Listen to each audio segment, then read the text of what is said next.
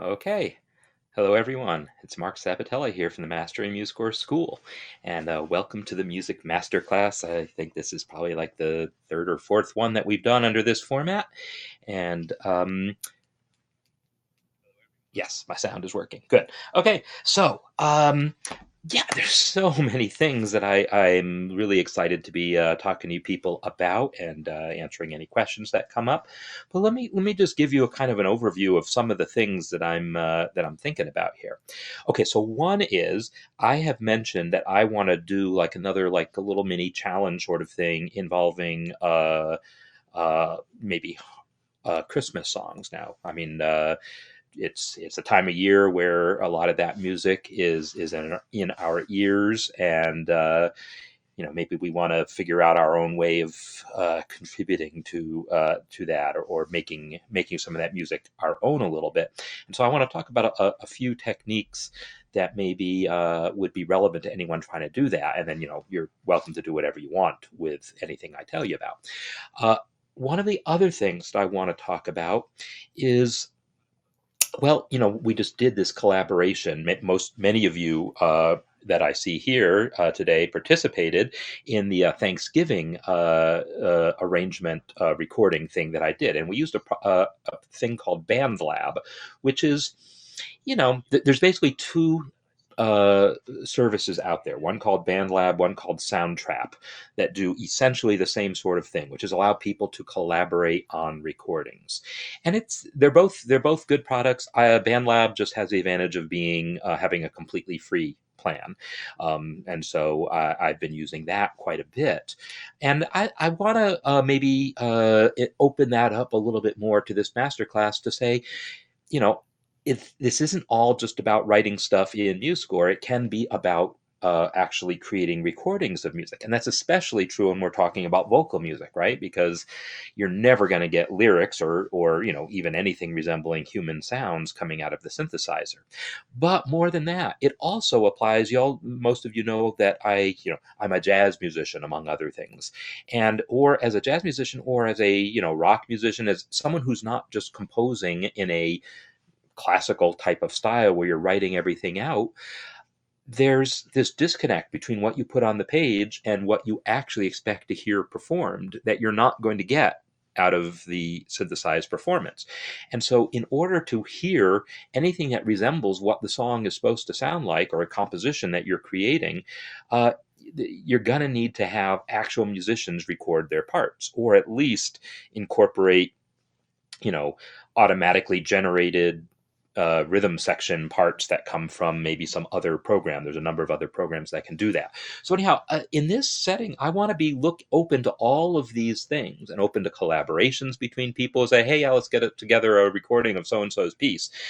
So all of this stuff is are things that I want to be, I don't know, seeing how we can incorporate into what we're doing here. So I'm looking at the looking at the comments here, and yeah, hello everyone. It's good to see people here. And okay, so the one of the things that I mentioned I want to start by talking about has to do with this whole harmonization thing. There's one other thing I want to talk about, just as something to plant in the back of you guys' minds.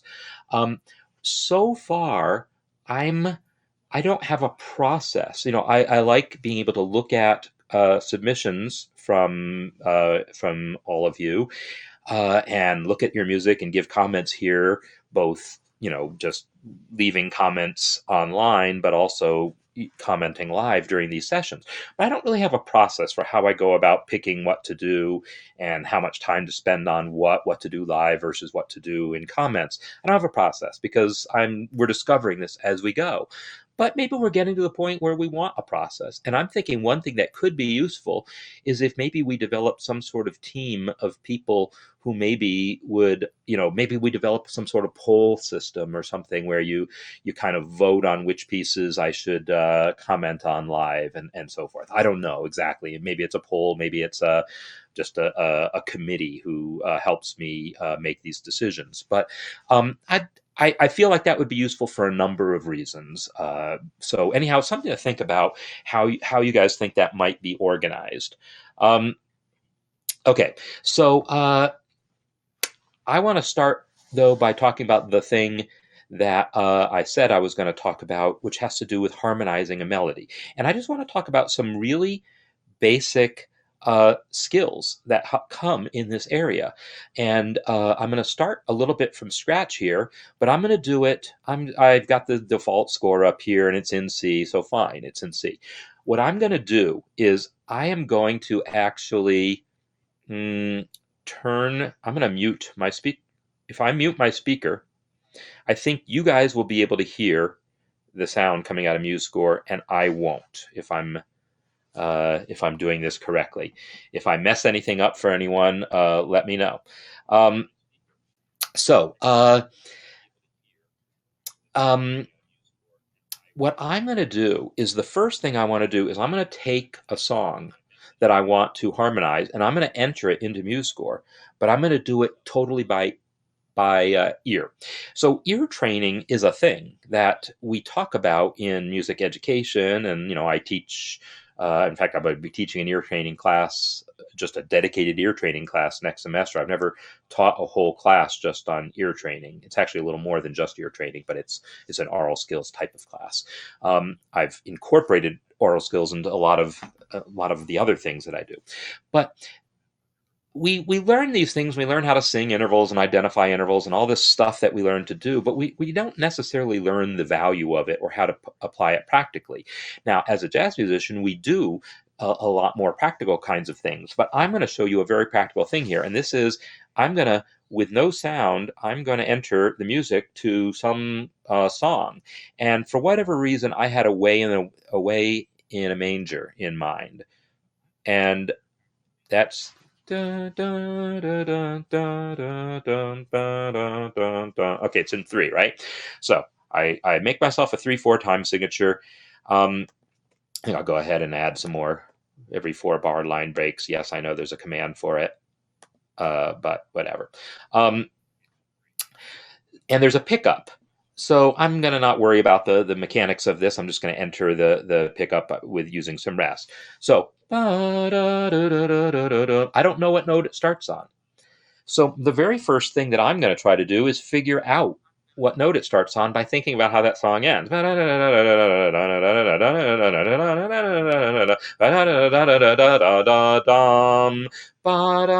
Bum is my tonic. Bum is my start note. I actually don't know if that's a C, but I kind of think it is. I mean, C is my tonic. C, D, E, F, G. So I think it starts on a G. I don't know if I'm singing a G, but whatever. So I'm going to enter a G. Oh, except it's on beat 3. So I'll enter a couple rests. Bum, bum, bum, bum,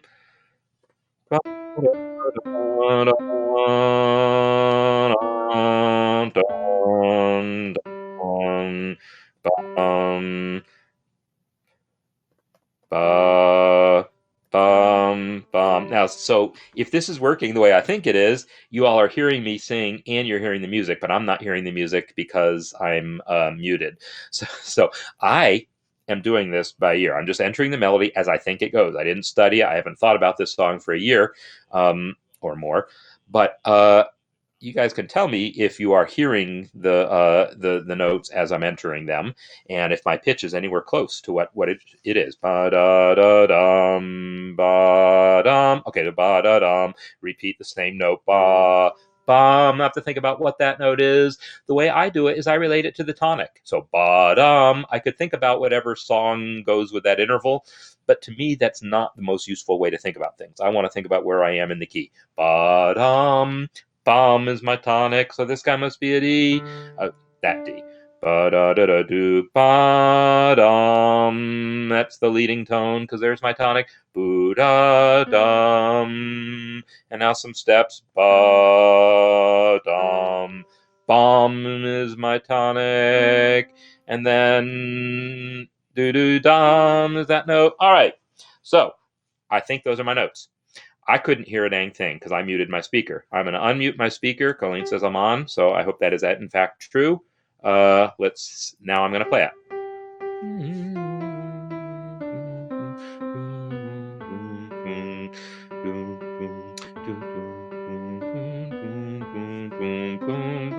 There you go. Okay, so that skill of being able to sound out a melody and write it out, it's a very useful skill, and it's useful for a number of contexts. So I often make this point for improvisers. Improvising, we need to think of a melody in our head and then play it. And this is a melody we've never heard before, and we have to somehow play it accurately. Well, your chances of doing that successfully are going to increase greatly if you at least have the skill of being able to take a familiar melody that you've literally heard all your life and play that by ear. If you can play that melody by ear, now you have a good fighting chance of playing this melody you just invented in your head by ear. If you can't play Away in the Manger by ear, you probably are not going to be successfully improvising what you're hearing in your head. You're just going to be moving your fingers. And that's fine. You can get some good results that way, but it's not quite... it's not what you're hearing. And so you're not living up to your potential as an improviser. But the same applies as a composer. Yes, you can hear the thing if you compose at the piano, or if you compose in a MuseScore, you can hear it play as you go. But I make this point often, so some of you have heard it before. The moment if you hear a sound in your head as you're composing, and then you go to play it on the piano, or you go to have MuseScore play it, if you don't get it right the first time, you're going to hear that wrong note, and instantly it clouds your memory of what it was you were actually going for. And you've now lost a little bit of your original idea. Maybe you can hold on to it, maybe you can get it back, but you're fighting yourself if you don't get it right the first time. So by the first time, I mean the first time you try to plunk it out on the piano, or the first time you try to enter it into software. It can help to sing it first, because we generally can sing accurately, even if we're not good singers, like I'm not. We can generally sing pretty accurately what we intended. So that can help make your idea more concrete before you try to put it into notation software. So that's I don't know, a little advice on ear training as it yeah, so I don't have perfect pitch, so now I'm better now. So I was in the ballpark, right? So that must have been disorienting, though, to all of you, so I apologize for that. I've been I'm juggling a lot of balls usually, and was doing some debugging this morning, and so I had been working on a debugging version of MuseScore 3.6, and so I'm now back to 3.5 here, and I have to adjust some things.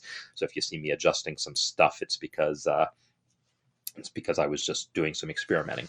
Okay. So the thing that I want to talk about here has to do with harmonizing a melody. Now, when you're harmonizing a melody, like, it's a really common thing to have two people on a melody. And that's going to be common if you're singing. I mean, singing duets is a thing, right? And you barely even think of duets as requiring like a lot of arrangement. People can pick out harmonies by ear. This also comes up, though, in a like an instrumental jazz setting. You might have a melody that you want played by trumpet and saxophone together, but in harmony. So I want to talk about just a really good general technique for doing this that's worth knowing. What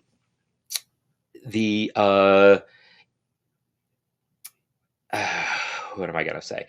The technique that I want to talk about has to do with choosing the interval that you're going to put either above or below the melody note. And that is your first decision. Do you want this harmony to be above or below the melody note?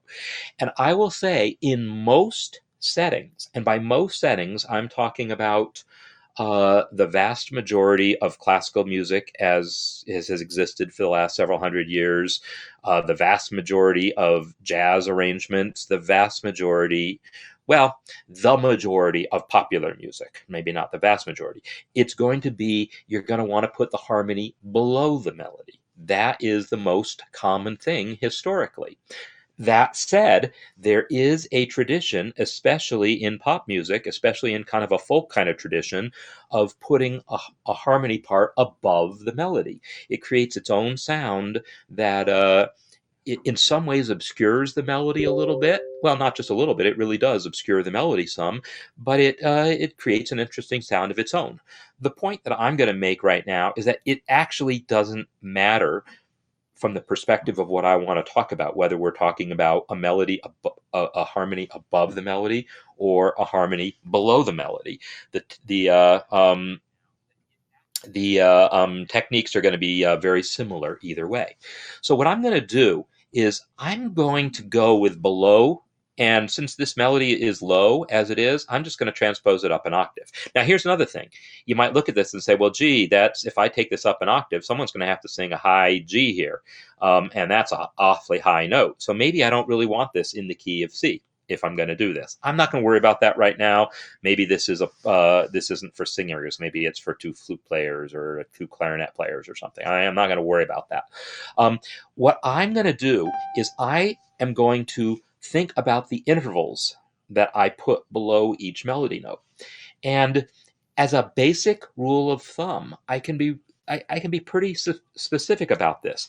The interval of a third below the melody or a sixth below the melody is going to be pleasing most of the time. The same is true if we're going above. It's a third above or a sixth above are going to be the most pleasing intervals. Hearing two melody notes or hearing a melody note and a harmony note a third apart or a sixth apart is going to be very pleasing in general. So you could certainly go through, and so here I'm actually going to do it. So I'm thinking about this and realizing that I know MuseScore. If I want to add an E to this, I'm going to have to keep doing this octave thing, and I'm just going to do it because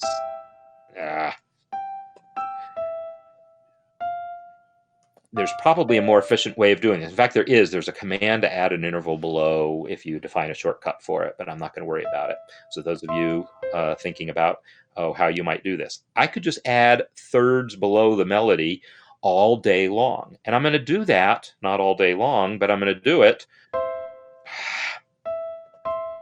So I know a lot of people would very much like it if the command shift plus letter name. You know what I'm going to do is I'm going to actually do something I almost never do, which is click in my notes.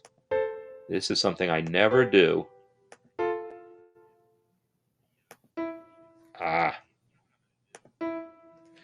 guess I gotta.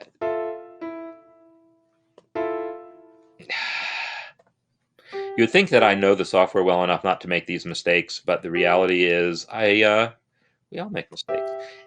Okay, there we go. So I have that first bit of melody here entered now. And if I play this now, it's going to sound pleasing.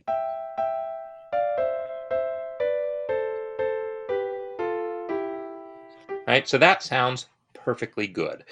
And it sounds good because it is all thirds going on here. And okay, yeah. So Howard, I see you're yeah. There's definitely something in orchestral music where if the low instruments have the melody, then the harmonies are going to have to be above, and that's true of any genre. If you're, the harmonies are going to be above the melody if the melody isn't a low instrument. But very typically, it won't be like this sort of parallel motion sort of thing. It might be more like, oh, the melody is moving in quarter notes, but the harmony is sitting on top in whole notes or something else. That's a more common thing than this. But it certainly does happen for sure. And it is a nice effect to have the harmony above the melody. So this is working. And if I listen to this again,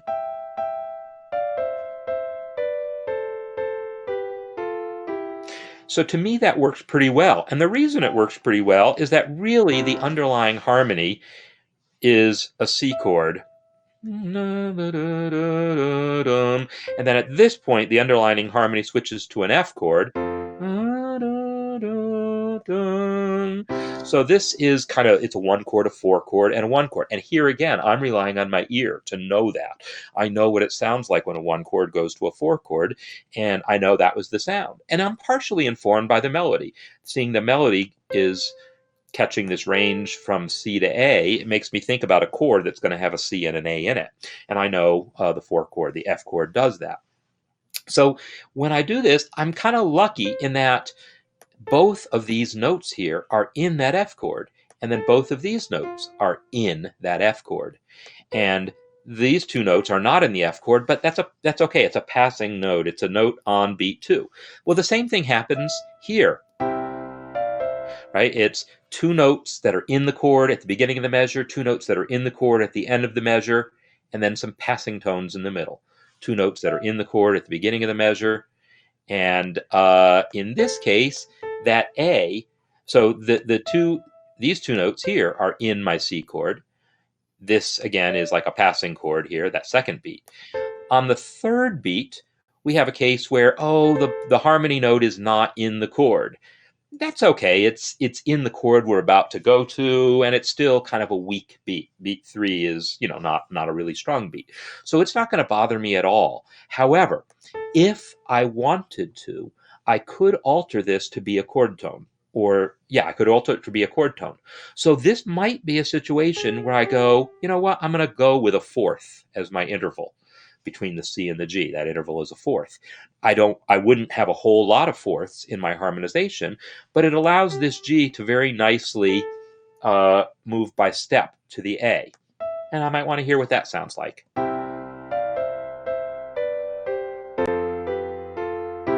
So I could do that. If I really wanted to push things a little bit, I could say, hey, what would it sound like if instead of a chord tone, I picked something that moved chromatically into that A, a chromatic approach tone into that A. I might want to hear that too.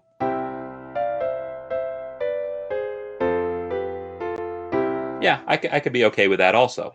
But the other thing I might do is decide, you know what?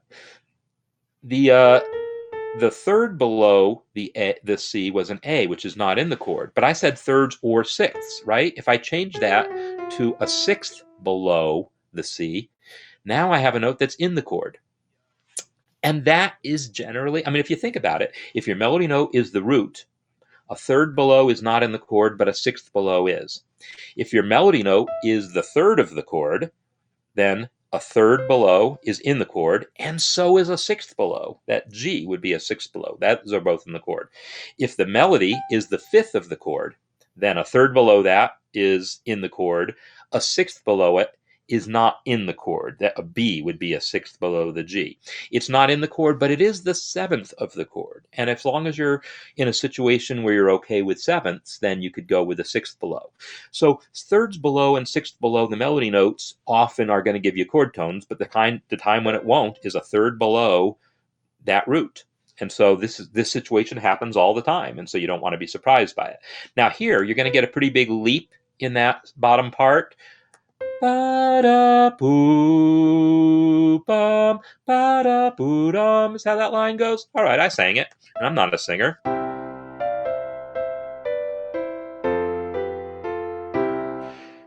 And probably this could be a dotted note. All right, so I will often be thinking in terms of thirds and throw in an occasional sixth if I'm okay with the contour of that line. But when I get to this chord here, I know there's going to be a G chord here, and boy, I'm sitting on that root. So I know I'm going to want to do the same trick there of going a sixth below. And then maybe now I'll stay a sixth below, right? I'm going to stay a sixth below.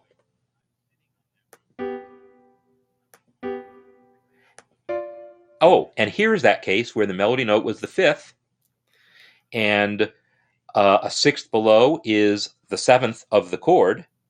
And that seventh of the chord, that's fine because this is the 5 chord, G. G is a place where I'm perfectly happy to have a seventh, right? So I'm going to be really happy with that. Maybe not as happy with the tritone leap in the bottom part, but I'm okay with it. I can deal with that. So this little passage is in sixths rather than in thirds. And then here, again, I can see this. I come back to a C chord here at this point, right? I come back to a C chord, and the A is not in the chord, so I'm not going to worry right now about how to harmonize the A, but I am worried about the G that's coming up. And I know that G is, again, the fifth of the chord. If I go a sixth below that, I'll have a B, which is a seventh, a major seventh on the chord. If I don't want to go there, if I just want to keep the standard triad chord tones, I will add myself an E. And now that I see an E here, now I can ask myself, well, what would approach that nicely? I could go with, I could stay with the sixth below and have a C that's in the chord and leap up there. Or I could go back up to an F and come down in thirds. And realistically, either of those are probably fine. Let me hear. So that F clashes with the C chord a little bit, but you probably could get away with it if, with real musicians playing these chords. So if you're not happy with how that sounds, I'm not happy with how that sounds. I'm telling myself that in real life you could probably get away with it, but MuseScore's Playback is not real life, right? So maybe I do go with the C here. And then here also, I might harmonize this. This is the root. I think I am gonna go with the G, because I'm arpeggiating the triad here in the melody. G, C, E. So I feel like the harmony could just arpeggiate the triad one notch below. So that this line here totally works. I could also do the same little thing that I did before of trying a chromatic approach tone into that E. By the way, F, which I tried first, is a half step above the E. But if I come down to a D sharp leading into that E, that's a kind of nice little chromatic approach. And it itself is approached chromatically also. So that's kind of a nice little possibility. So again, it doesn't work. That D sharp is clashing with the E that MuseScore is playing here, but real accompanists could stay out of the way of that, maybe avoid the E. Like, in fact, if I say C, no third, and then C, all right, now it's going to sound better.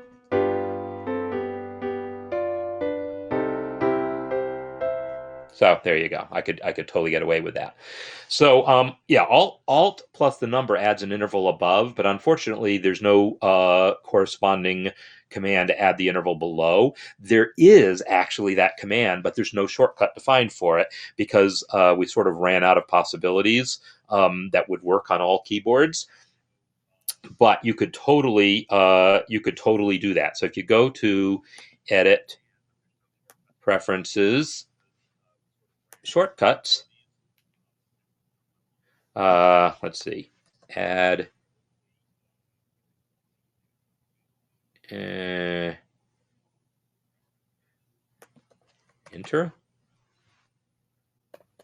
No, I can't remember how to find the dang thing. Is it node input? Or it's just, I guess it's just, I gotta actually remember the name. Okay, I'll just say octave. Pitch down. Enter octave below. So it's called enter. Enter. Here we go. Oh, it's spelled out. Enter second above, enter second below. So if you wanted, you could try to define your own shortcuts here. And on some keyboards, there are combinations still available, like, Shift Alt number, I think, is available on most US keyboards, but it's not on like French keyboards. And so that's one reason why we got rid of the defaults here. But yeah, you can totally define shortcuts for these intervals below if you want. So I did see someone talking about adding flat sixths and flat ninths, and yes, if we were going to go full on jazz with this, we could go there. But I'm not going there. So Gabriel, you're asking about a neutral chord, and what exactly do you mean by a neutral chord? Is I guess the question. If I just put a C, only the bass note, and I think the chord symbol playback isn't smart enough to understand that, but /C or just C bass. Haha, look at that. It turned it into a flat sign. I didn't mean that. There's probably, because I wrote this code, but I don't remember how I might have done that. But if I say no third and no fifth, Then it'll give me just a C. I would never want to read that. I would just write C bass. Maybe if I write C and then bass in parentheses. There we go. Just a C bass note.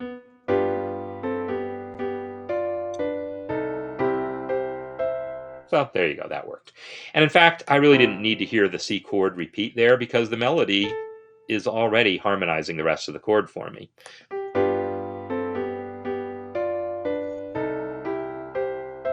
And that is an important distinction. I really don't need to hear any of these chords. I could totally just turn off the playback. Make my inspector a little wider still. I could turn off the playback for all these chords, and you'll still understand things. As long as there's even a bass, even without a bass note, we'll still understand this because we're so good about honoring chord tones.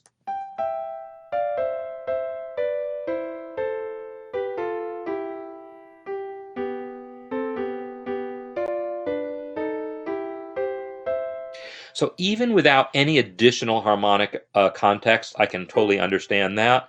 I realize I didn't put a note here. I think I'm going to go ahead and use a fifth here, because that C leads nicely into the G. When I say fifth, I mean a fifth below the melody note. So I don't often use fifths below the melody note, but if it leads me where I want to go, then I go there. So cool. Yeah, the keyboard shortcuts are totally customizable. So, and sometimes there's commands that don't have an existing shortcut, but you can make one like those, or you could take existing commands and just change the shortcut to one that suits your way of thinking better. So if I just add another staff to this, though, and just put in the roots,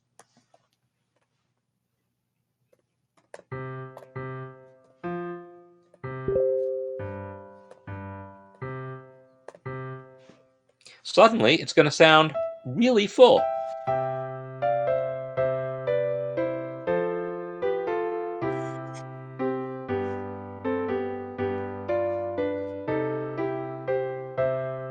So I'm leaving that little chromatic passing tone in place because I like it. But if you're doing something like this, you may or may not decide you want that. And really, I think I would, if I were rotating this for real people, I would just put a C chord and expect them to figure out that maybe to leave the E out of the equation for a beat. People can handle that, or you could write out the full accompaniment. But the idea is to say as much as you can with as little as you need. And it's just a good principle. Now, if you're writing an orchestra piece, you're going to have things doubled all over the place. And maybe then you don't really think about, how can I say things with as little, but how can I fill all these instruments? Well, you're going to be doubling stuff, and you might as well double good stuff. Well, this is good stuff. If I were to take this and arrange it for orchestra, I'd say, well, flutes, clarinets, oboes, bassoons an octave lower, maybe, or maybe bassoons are here, whatever, it could just be those same notes exactly doubled. But more likely what you would want to do if you're arranging it for orchestra is have the other parts do something different, not just have the entire orchestra play the melody together. They could, but then maybe you would also say, hey, let's fill out the chord. Let's add a third note to the equation. Let's go ahead and add the note a sixth below. Instead of just the third below everywhere, let's add the sixth also. Have a third below and a sixth below. And again, you fiddle with it when you end up with note combinations you don't like. So E, C, E, half flat, G. Wow. That's okay. So you were the one that talked about microtonal, and I know maybe you were just talking about the fact that I was singing a half a step off or a quarter step off or wherever I was. But yeah, that's a possibility. It's not something that in the realm of thinking of most Western musicians, but absolutely the idea that you could play a chord that's neither major nor minor is definitely definitely a thing, and especially like in a blues kind of context, that might be a possibility. So anyhow, I'm talking about all of this because this is something that I think is worth doing. There's all this music out there being sung right now, and it's being sung by people in unison, or it's being sung by people who maybe have a 4-part arrangement. Like, you could find the 4-part arrangement of this: alto, soprano, alto, tenor, bass, but now it's a lot more work to put together, like, to have Christmas carolers go around singing 4-part harmony. You got to actually study and practice and read really well, or 2 out of those 3.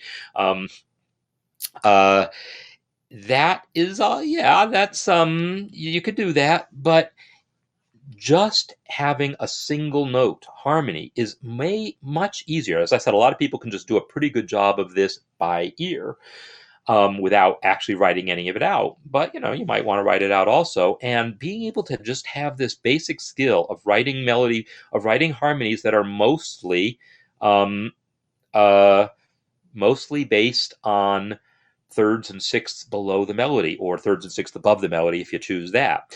And there's places where maybe you do want a second. Like here, boy, I could totally hear an F here. I could totally hear that little crunch working. F, G, F, D sharp, E is a nice little alto melody there.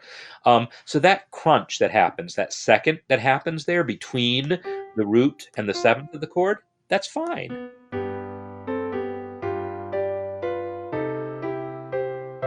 Right? That sounds good as well. So yeah, this kind of stuff is all good.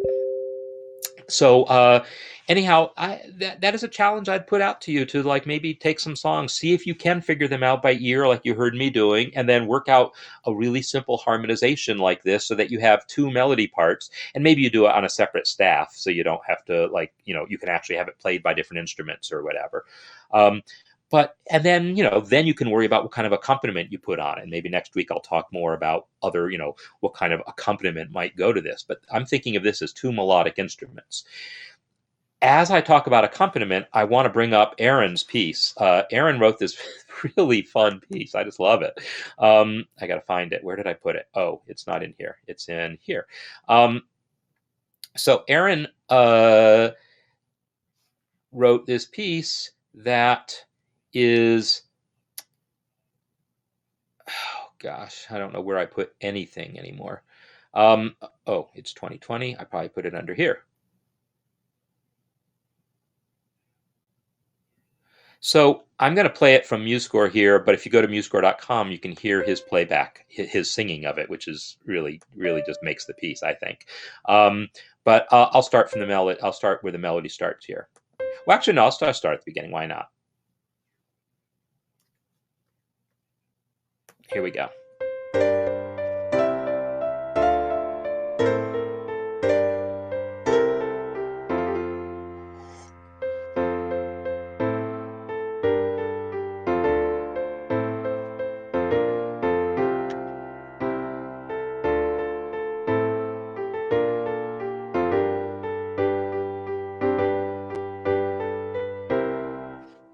I'm gonna stop there and go over to hear it on MuseScore.com, because it's too cool to hear it with the actual words and voice. So anyhow, the reason I'm playing this is, one, just to show it and talk about the piece a little bit, but talk about what we might actually what might be involved in taking it from this lead sheet form to a fuller version, and a fuller version with real accompaniment.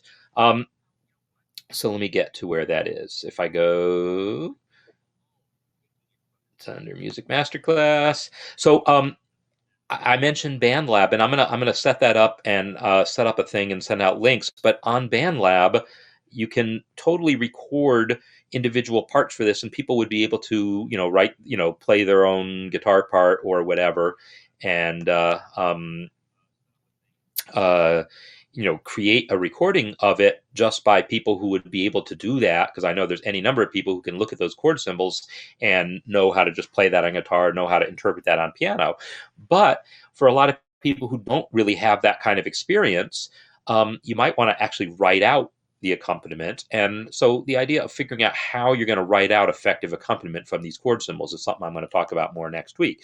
But let's listen to this piece a little bit.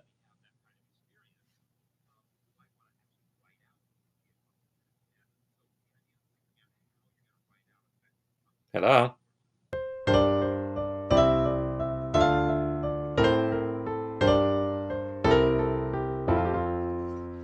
I'm thankful for gifts of art and of music. I'm thankful for color and song. I'm thankful for friends that have made my life better. I'm thankful for family in which I belong. I'm thankful for food and comforting shelter. I'm thankful for the clothes that I wear. I'm thankful for shoes to walk down the street with. I'm thankful for trees and to breathe the fresh air. I'm thankful to see the sun rising. I'm thankful the day to survive. I'm thankful for everything under the sun, and I'm thankful to be alive. Yeah. So I just love this piece. It's got this just wonderful kind of like simplicity, and it just it's like there's a certain it's hard to write a simple melody that hasn't been written before and yet is singable and catchy and sounds good. And so any three notes you put together have been played before, sung before, whatever, but somehow the way all this is put together, it's just its own really unique thing.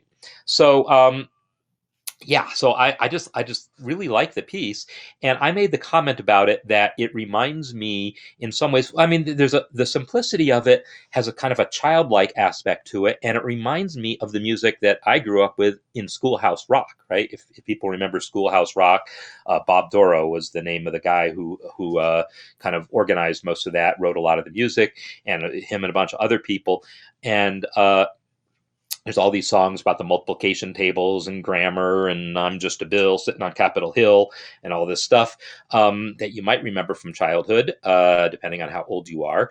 And there's an aspect of this that feels to me, I had mentioned to Aaron, that felt like it fits in with that, and Aaron was like, "Oh yeah, I love that music too." So if someone wanted to take this and sort of arrange it, now we have chord symbols, we have melody, we have and we've got the lyrics, but if someone wanted to take these chord symbols and say, well, how could we actually elaborate on these chord symbols, not just hear MuseScore play plain simple triads, but actually create effective accompaniment on those chords, that's something that is its own skill. And I want to talk about that again more next week, but I wanted to put this song out there and say, well, gee, if people really want to start playing with this, you can.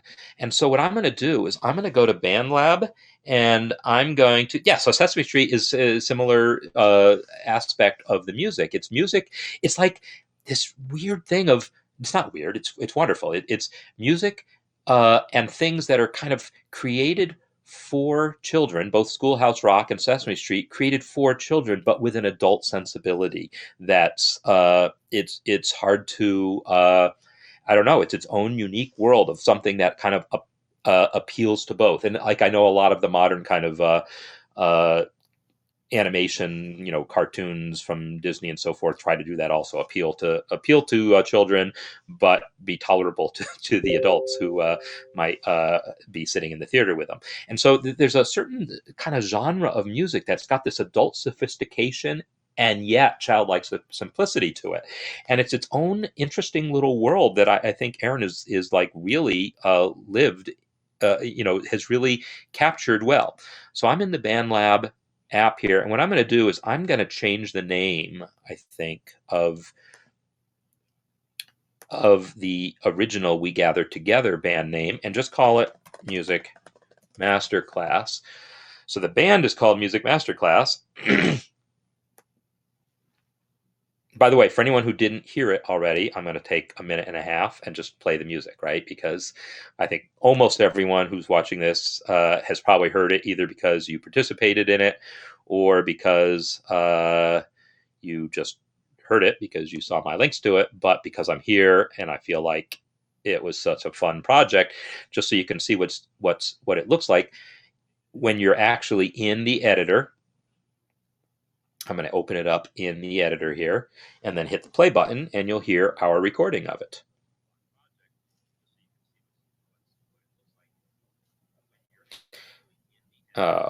Yeah, I will hear it. It just takes a minute to load and always takes longer. Everything takes longer on my computer while I'm broadcasting. Okay, so I realize the alto parts are a little low in portions of the mix, so I might, go back and fiddle with this more. And I still want to do a video with people's faces, and I'm just, behind on everything. But here we go. We gather together. Okay, well, it's my computer can't keep up while I'm doing this, so this is what it looks like. But if I then exit the editor and just play it, then it'll sound better. So I think I'm going to do that. We gather together to ask the Lord's blessing. He chastens and hastens His will to make known. The wicked oppressing now cease from distressing. Sing praises to His name.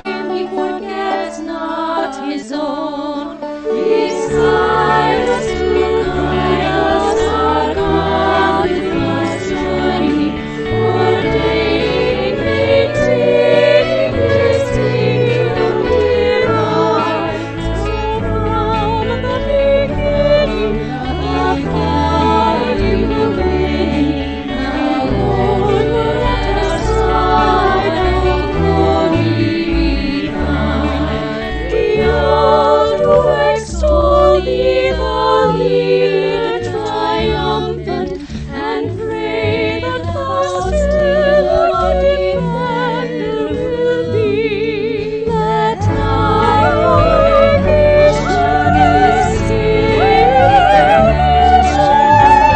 name be ever praised. O Lord, make us free. Yeah, that was so much fun doing this project. And the thing to know about it is, I think I showed you guys this in masterclass 2 weeks ago when I was still just finishing up the arrangement. And then like the next day I was like, oh, we should try to get this recorded. And then I put out a call on BandLab, and 4 days later we had a recording of this thing. It was amazing. I mean, I had to, put the word out a lot and, kind of, make, try to get as many people as I could to participate. But, that's one thing we have in this masterclass is this whole group of people wanting to participate in creating music and learning. And if there's something like, whether it's Aaron's song or any of the songs any pieces that you might do where you come up with your own harmonization of a song and you want to hear this now with real musicians, you will be able to join this band. So let me post the link here, but I'll send it out. I need to get to the band, and I'll put the link in the chat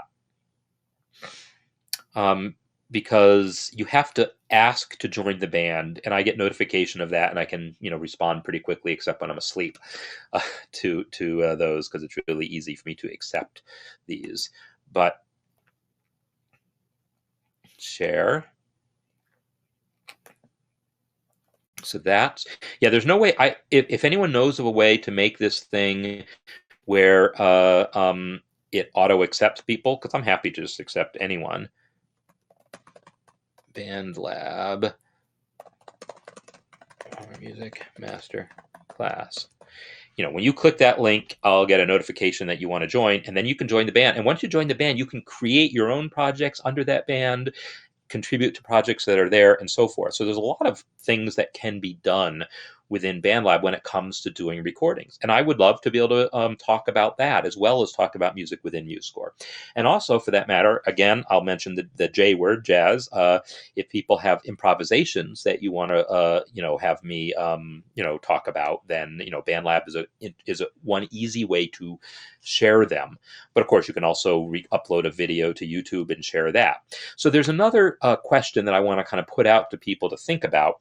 I talked about like maybe having some process for deciding, because there's so many ideas I'm just tossing out here, but some process for deciding what pieces I might focus on talking about during one of these sessions. I'd love to get some sort of process in place for that, and you could maybe give me some feedback, maybe comments either here or comments within the course on what you think might work. But also, I have a question for those of you who have been submitting things.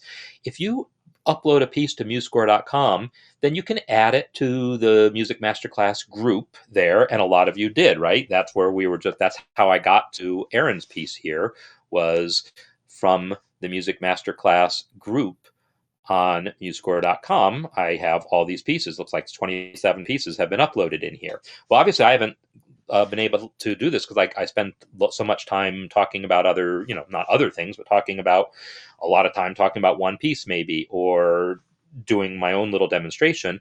I'm not going to get to all of these pieces, and I want that. Well, that's got to be okay, right? It would be wonderful if there's just so much music I can't possibly get to it all, but I'd love it to have some process in place where we choose what I do get to. But I also wonder if people would rather see me add comments. If I want to just add comments, if I don't get to it in a live class, but I just type comments, would you rather see it on the score itself? Like, what are the pieces that I Alan's piece? I don't know. So people, if anyone who's uploaded stuff in the last few days is here and you want to tell me, hey, you told me you were going to look at my piece, let me know. Yeah, this one is really, there's lots of really nice pieces here that I'd love to be able to talk about. And I don't know who's actually here at the moment. Howard, I know I typed up some comments for your piece there. So there's all sorts of stuff. There's this wonderful whole symphony piece here that is just a whole session in itself for me to talk about that. So I can't remember who I've talked about, who I've talked to in person, who I've left comments for, and I want to get better about that. But so the thing that I'm asking about though is if on someone's piece, like, okay, so this one here, and so I say this one here because I don't know how to pronounce people's name.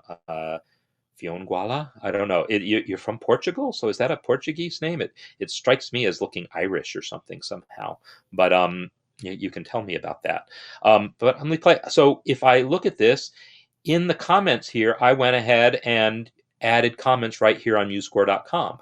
For other people's pieces, I didn't put them on MuseScore.com. I put them, like if you went to the Music Masterclass on my site and added a link there, then I added a comment below that link. And it's actually a little bit of a pain for me to have to think about all the different places I can do it. I might want to settle on one or the other way of doing this. So it is an Irish name. All right, good. So I got that right. All right, I got to take my glasses off to read this. Fanula. All right, cool. But did I see that you're in Portugal? Did I see that? I think I saw that somewhere, maybe, or maybe I imagined it. Anyhow, let's listen to this piece.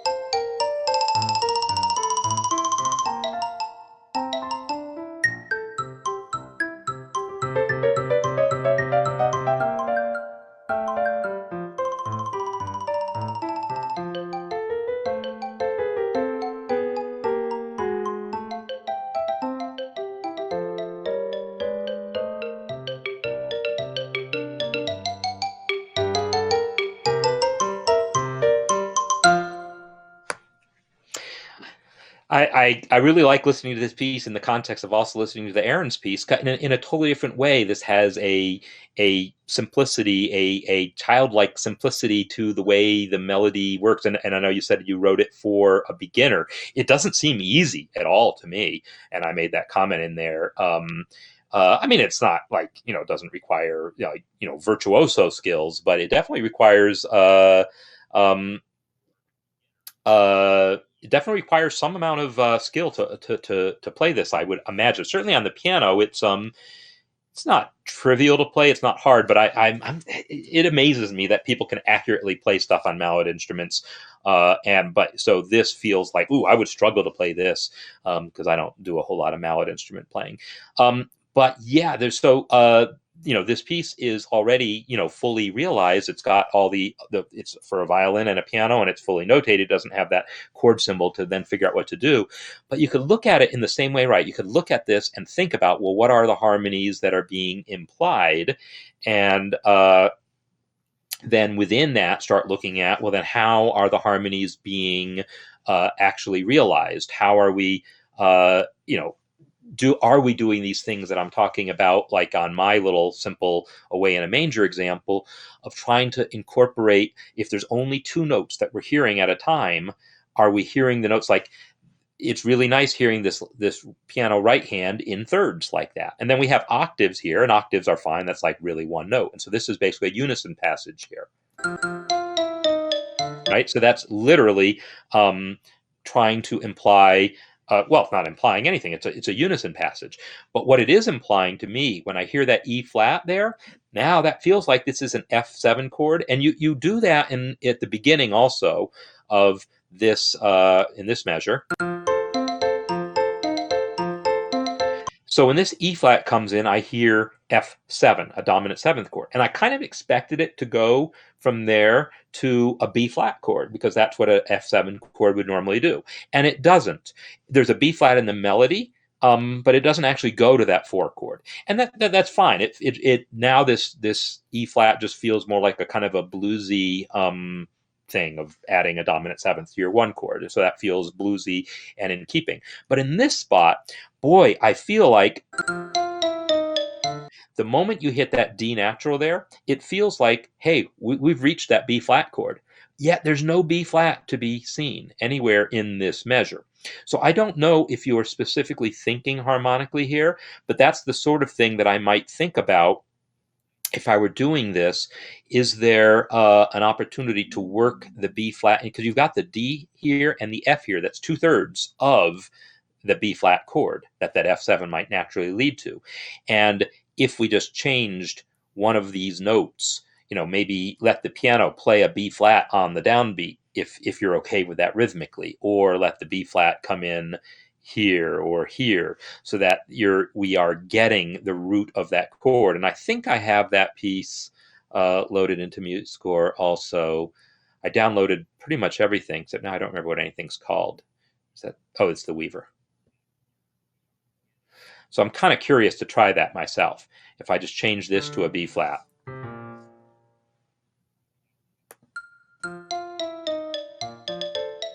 And then maybe instead of these two notes being there, I might also change those to be, say, a B flat and an F or something. I don't know. I'm just playing. So that now is very explicitly a B flat chord. It felt a little like it was implying that before, but now I'm getting a little more specific about it, right? And yeah, now I have to ask myself, well, am I okay with this just being a perfect fourth here? Yeah, there's nothing wrong with an occasional perfect fourth there. And it's still below the melody note. Well, no, above the melody note. It's actually above the melody note. Or is this an octave higher? I can't even tell from the overtones. Yeah, whatever. Because I don't know if xylophone is literally sounding an octave lower than sounding an octave off of how it's written. I think it is. I think that D is sounding an octave higher, actually. So that B flat is a third below, and that F is a sixth below. So it's actually doing that. So yeah, thinking about these little details, even these little details are good details to think about. Is my point. And the one other detail thing that I noticed as far as this, because mostly detail wise, I thought it worked really well, but then there were just a couple places where I was like, well, what about this and what about that? This little passage here, we have basically so what's happening here is, at this point, it's more of a pattern, right? It's like this converging pattern. It's kind of a C7 chord that's happening, although there's a B flat in the bass, and that's fine. That's the seventh, and we're kind of converging descending line and ascending line, and it slightly it slightly triggers my ear a little bit when I hear that passage that has the A flat here. So, Colleen, earlier you were saying, oh, throw some flat nines and flat 13s in here. That's exactly what that A flat is, right? This A flat, if this is the 5 chord, we're in the key of F. If this is our 5 chord, our C chord, a C7 chord specifically, that A flat is a flat 13. And for people who hear me talk about this kind of stuff, you hear me talk about this. If you haven't, this is a really common jazzism of the 5 chord, even though we're a 5 chord in a major key, C7 going to F major, borrowing notes from F minor is really nice. Borrowing this A flat that comes from F minor, and also borrowing D flat that comes from F minor, are both really nice notes. So you think about the major key that you're in. We're in the key of F, but when we're on the 5 chord, we can borrow notes from F minor. We can borrow the A flat and the D flat. When you do that, that A flat and this G here, they clash a little bit to my ears, even though I'm not literally hearing them at the exact same moment. It kind of makes me want to take both of those up to A flat also.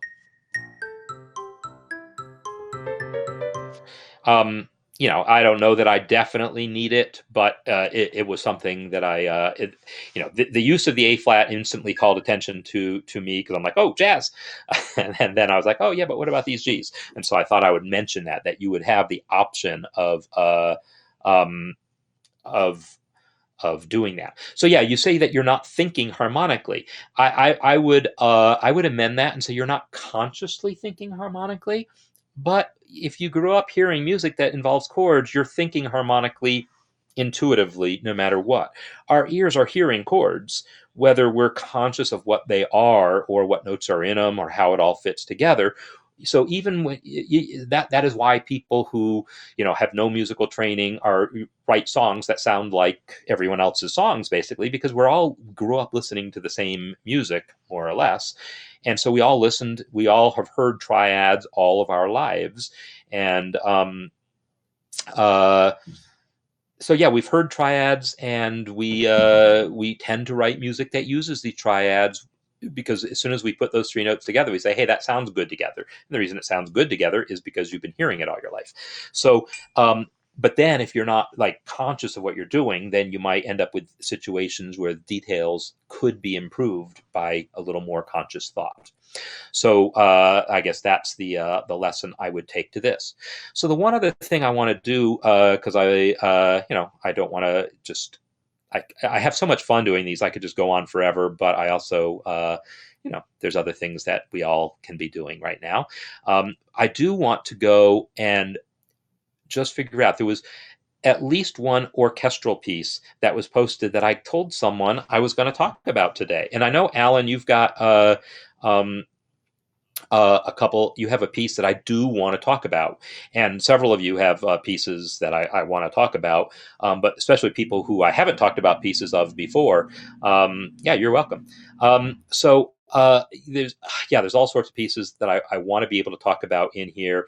And I know I told someone I was going to look at a piece that was a fairly big piece today, and then as I started looking at it, I didn't hear back to say, oh yeah, I'll definitely be there one way or another. But one of these pieces is shorter than the other, so I'm going to take a look at Tim's legacy piece here. So this is, at another end of the scale. It's not a simplistic. It's not anything that people will talk about simplicity. Well, no, I take that back. There are simple things about any effective music, and this has effective things. Let's listen.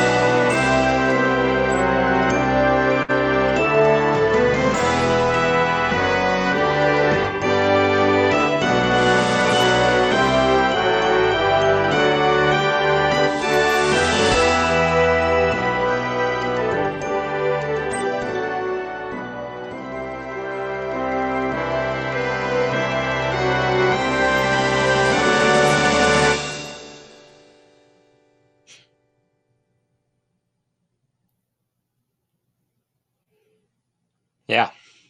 So yeah, this is just a marvelous piece. Great job, Tim.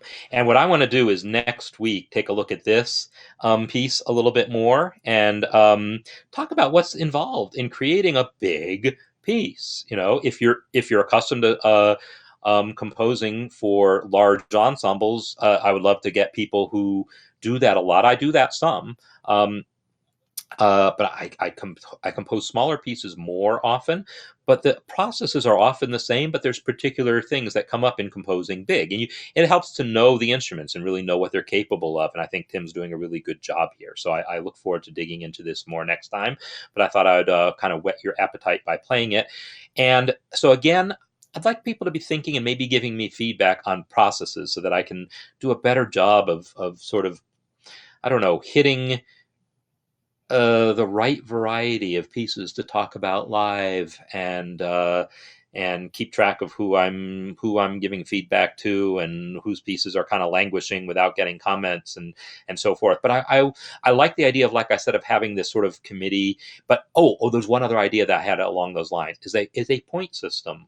But then someone has to keep track of the points. But where if you comment on someone else's piece, that gives you some amount of points that then give you that much more say in maybe having your piece critiqued or getting to choose whose piece I look at. I don't know. I'm tossing out ideas because I'm fine just winging it as I have been so far while we figure things out. But I think we can take it to the next level if we really start getting a little more process to what's happening.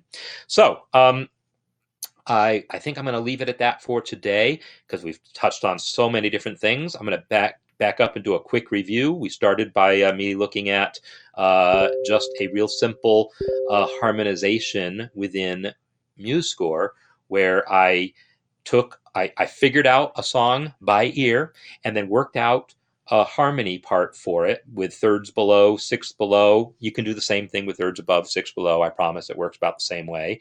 And thinking about the issues of when to go with a third below, when to go with a sixth below, when to go with something else. Thinking about those issues so that with only two notes plus a bass note, the root of the chord, because you don't want to have to focus too much on the root in what's happening above. If the root happens to happen, great, but you don't want to focus on it. The bass will focus on it. So I'd love to see people coming up with nice, simple versions of Christmas songs or whatever else, where you're really thinking through what that harmonization to the melody would be with just one extra line, so that this would be something that could reasonably be sung without a whole lot of practice or forethought to it. So that's like a challenge I'm putting out to see if people want to put together simple little arrangements of some songs like this. And then the next week we can talk more about filling out the accompaniment from there. We looked at Aaron's piece here, which is got a lovely simplicity to the melody. The harmonies are, they work really well. They're diatonic, and they all, mostly diatonic. We have this secondary dominant, but it's all just totally within the genre that it's trying to live within. And I think it would be really interesting to talk about what's involved in taking this and creating effective accompaniment for it. So that's something I want to talk about. We looked at, let me look at where you told me how to pronounce it. Fanula, and Fanula is how I'm going to say that. We looked at her piece here involving all these really interesting things going on rhythmically and interplay between the instruments, really cool stuff. And talked about how you could maybe bring it to a slight, make little tweaks to it by thinking a little bit more about what's happening harmonically and whether there's little note adjustments here and there that would, cause the harmony to speak a little better. And then we looked at this one orchestral piece from Tim, Legacy, that I want to dig into deeper, and then see what else we have to look at next time. So that's what we've done today, and that's what we have to look forward to next time. And again, I would love to get your feedback specifically on process, and that includes how I might choose music and also where I respond. Remember, I had that question about whether you'd rather see comments here on MuseScore.com or within the course, or if it matters at all. And then I posted the link to that BandLab things so that you can join the band and create projects and start thinking about doing recordings of things, collaborating on your own, and so forth. So thanks everyone for being with me here. I've been having a ball, which is why I go on so long, because it's just so fun for me. So hopefully fun for you all too. And I will see you all next week. Okay, goodbye. As far as where to give feedback, you can really do it anywhere. You can leave comments here, but if you go to the course, let me make sure I get the course link before it goes away. So actually, I can do that. I'll post the link in